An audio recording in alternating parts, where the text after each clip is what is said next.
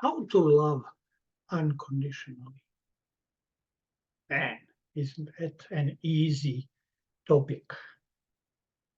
Um, Easy to talk about, easy to define, easy to show how to do it. Um, it's interesting, first of all, a lot of people will make jokes about it. Jim Jeffrey had a nice stand-up show,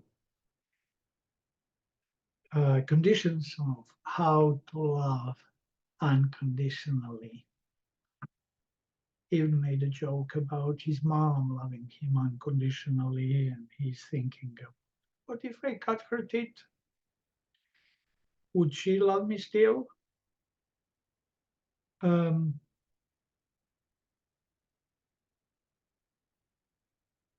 it's really something to think. Is it fantasy? Is it illusion? If it's a joke? Is it some psychedelic, mystic, spiritual thought and idea? But if you take it closely, if you think about it seriously, there's no such thing as conditional love. The moment it's conditional, it's not love anymore. Um, Even if it's not conditional, even if it's like agreement, even if it's thinking it out, it's still not love. There's a famous book, uh,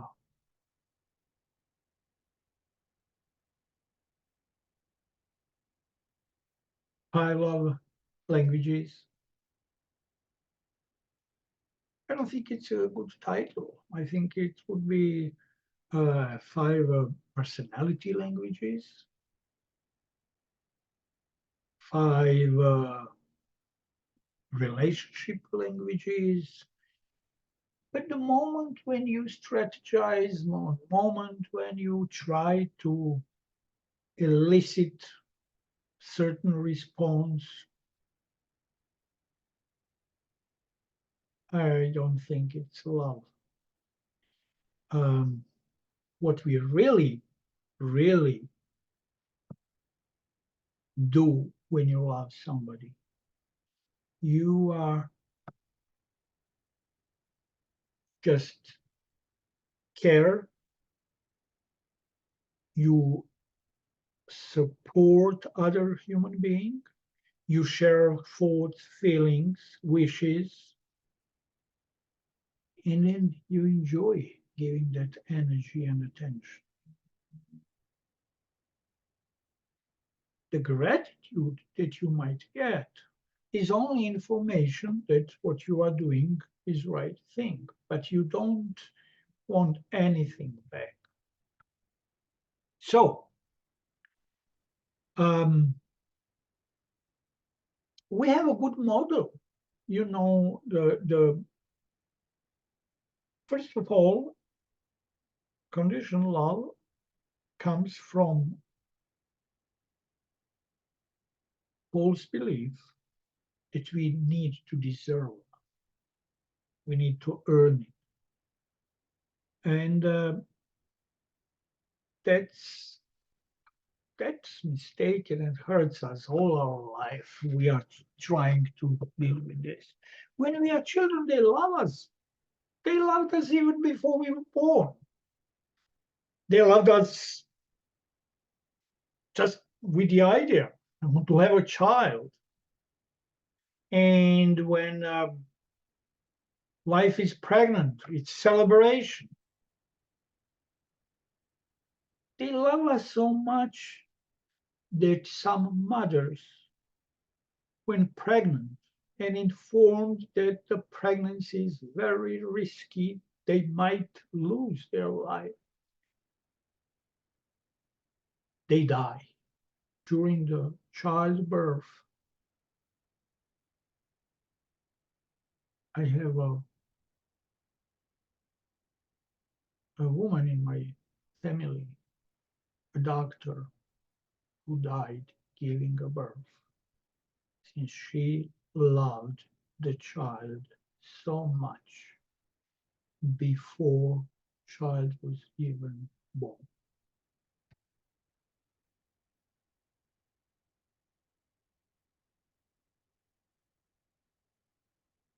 So if we defined love as giving out of heart, how comes that there are so many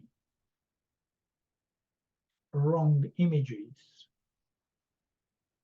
We have so many ideas. We have so many uh, guidelines or advices. It actually takes us away from love. Um, I think, and I would like to suggest here, that the crucial essence of love is freedom. Freedom to choose, freedom to enjoy giving, freedom to enjoy giving and fulfilling other people's needs. But we are mostly scared because people are afraid of love and they are afraid that they don't deserve love. And then they manipulate, they order, they blackmail, they demand actions that would contribute to them, and love is gone. So, um, we have one interesting model of loving relationship, and that's honeymoon. But that's illusion. Why it's illusion? Because honeymoon, by definition, is the time when we enjoyed being with somebody and we never experienced no. Everything what we wanted, the other person is willing to give us, and we reciprocate. So, honeymoon definition is basically time when we didn't say or receive a no. But real love, life love, is actually based on ability, courage to say clear no. Because only and if I'm free to say to no to, then you know when I say yes, I mean it. And I honestly want to be. So if all what I am talking seems simple and seems like, okay, so love is just that, just giving out of your heart, uh, being together as a free human being and sharing thoughts, feelings, then let me ask you this. How many people in your life you can name that you can go to just like this right now when you are sad, afraid, in pain, and to share and to expect that it will be taken away by the presence, support, and love and warmth of that person.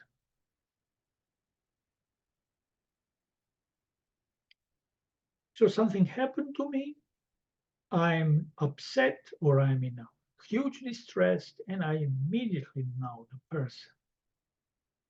I can go there, maybe just sit and say, I don't need anything, just be with me. and I feel much better.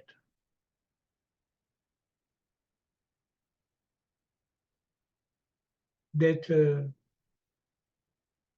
calls for one saying that I really like. It says, it's easy to find a person that you enjoy talking to. It's very hard to find a person that you enjoy sitting silently with. Okay, so how to get there? I have a little model with 3 stages. So if freedom, especially freedom to say no, is essence of love, in the first stage of cultivating unconditional love, we need to learn how to say no.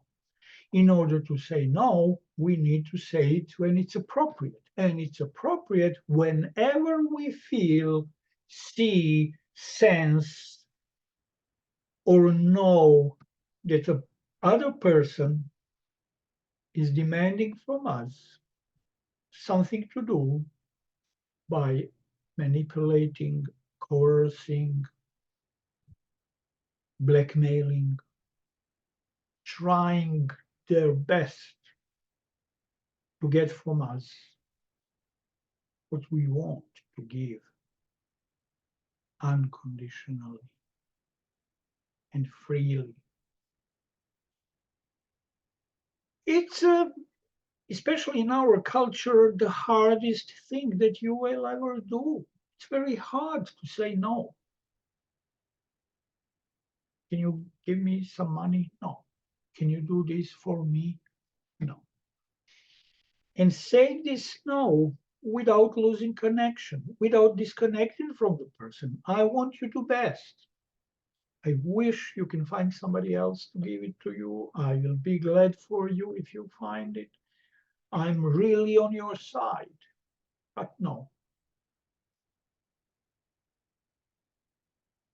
Learning, practicing, cultivating, really knowing how to say no to the most close people around you is foundation and essence of good loving relationship. Take a day, take a month, take a couple of months. Some of us needed much more time to learn how to do that. And don't rebel, don't comply. Neither one is good. Don't over say no, but try to do it every time when you feel coerced and you don't give out of open, warm heart. When you do that, when you know how to say no, when you understand fully where does it come from and why, you are ready for the next stage. Second stage is to dialogue, is to talk to a person when a person comes and asks you for something and you feel manipulated, coerced, blackmailed, you name it. You call it and you say, um, you're trying to push to me, and it seems if I don't give it to you, you will be sad, mad, you will take it hard, you will feel negative towards me. I'll probably pay for it.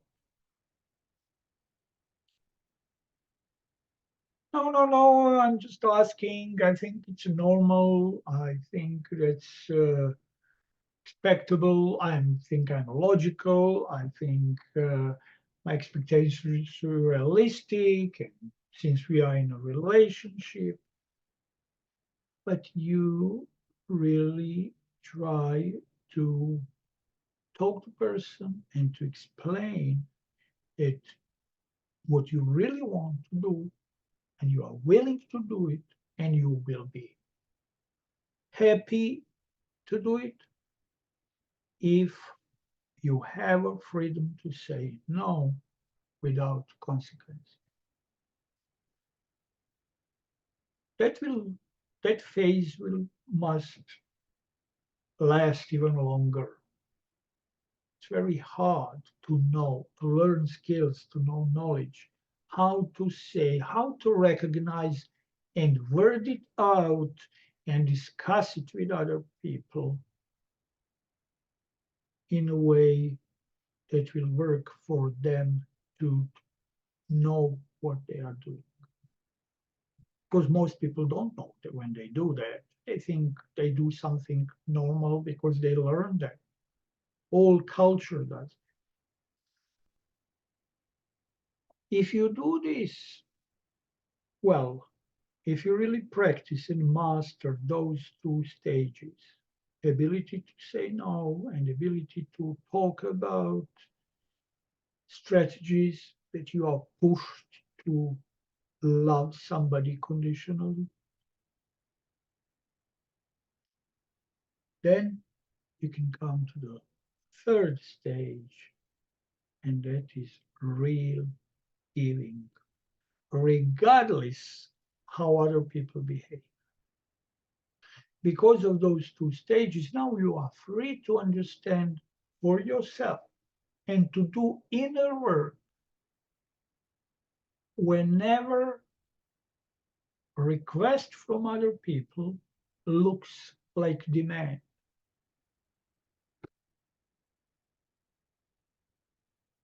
So you are thinking, you are reinterpreting, you are translating. Somebody comes and say, "Hey,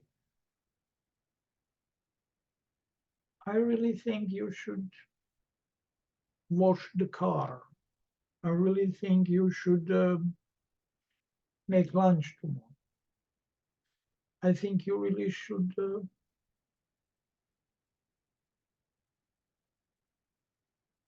borrow me some money."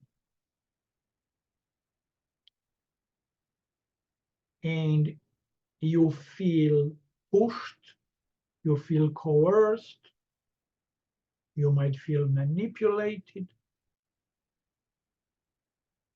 but you can really say, it seems that this person really would like me to do this and this. And when you go deeper and you feel freedom to put it in a way that you can accept and that you can see that your free choice is possible, then you can give. And you will give lovingly and enjoying it all the way. This is where unconditional lives. Forget about relationships. Relationships, most relationships are not made and based on love. They are based of giving and receiving. And a person who wants to love unconditionally, they are not stupid. They also want communication and the relationship that are kind of reciprocal. But they don't confuse relationship with love. Relationship can be good, but without love. And relationship can have parts of love in it, but be dysfunctional.